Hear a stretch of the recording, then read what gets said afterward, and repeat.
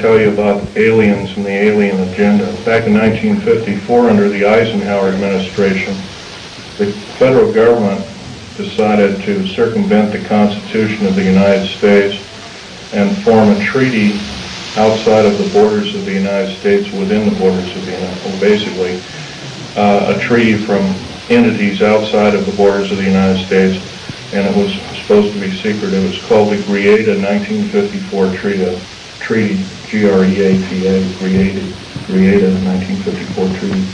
That basically said that the aliens could take a few cows and test their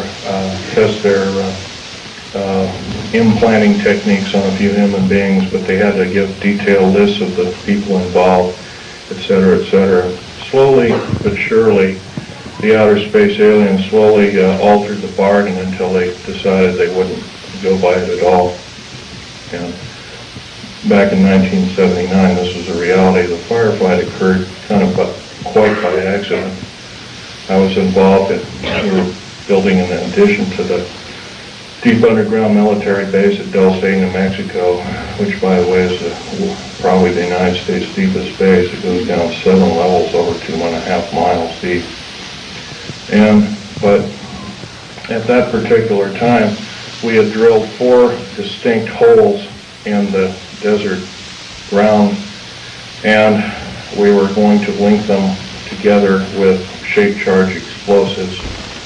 And then we were going to basically blow out large sections at a time. Well, when I was my job at that time was to go down in these holes, gather rock samples,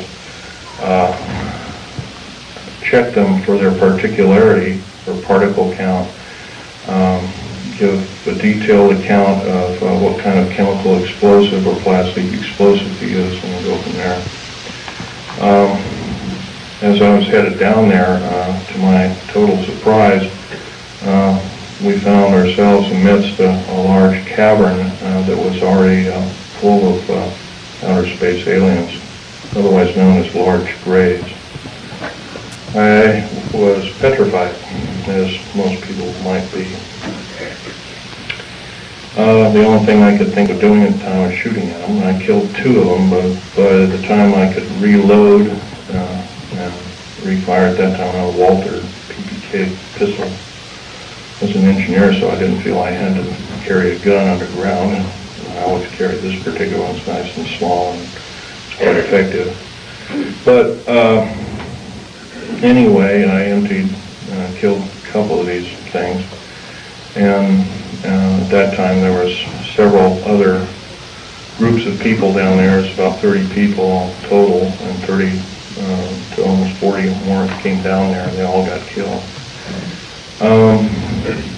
Basically what had occurred was that we surprised a whole under mountain base of existing aliens, and later I was to find out that we are not the highest on the food chain. These aliens have probably been living on our planet for different groups of aliens anyway, short and the tall grays at least, for 1 million years living here.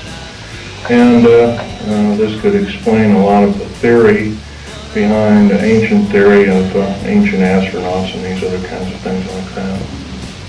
Might also explain the bloodthirstiness of different kinds of native populaces like the Aztecs, etc., Olmecs and whatnot. Anyway, I got shot basically here, and their kind of weapon wasn't really a gun-like thing. It was kind of like a box that they had on their body that they could manipulate.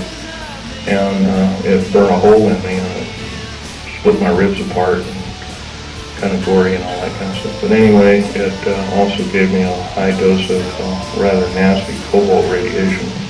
And I have cancer to this day. It's probably a result of it, although I can't prove that. I'm laying down my life by talking about secret things, that I took an oath of secrecy that said that if I broke that oath of secrecy, I am guilty of espionage. I am called a traitor by my own government for blowing the whistle. That's not only a disgrace, but it's an outrage. And ramifications on everyone in this room. And I think we can do better. Thought by now, with all the changes